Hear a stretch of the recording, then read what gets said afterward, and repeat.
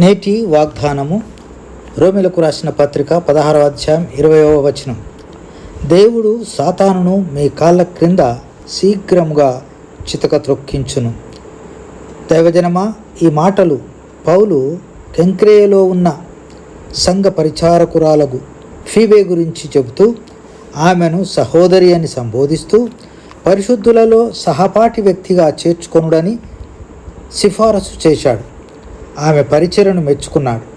సంఘం పౌలు చెప్పిన రీతిగా ఫీబేను వారు ప్రభునందు చేర్చుకున్నారు కనుక వారి విధేయత, వారి దైవిక జ్ఞానము, నిష్కాపట్యమును బట్టి మీ పరిచర్యలో సాతానుడు సమానత్వం విషయంలో తేడాలను తెచ్చి స్త్రీ పరిచర్యకు అనర్హురాలని కలవరపరిచేటప్పుడు దేవుడు సాతానును చితుక త్రొక్కించును మీ కాళ్ళ క్రింద అని చెబుతూ బలపరిచాడు.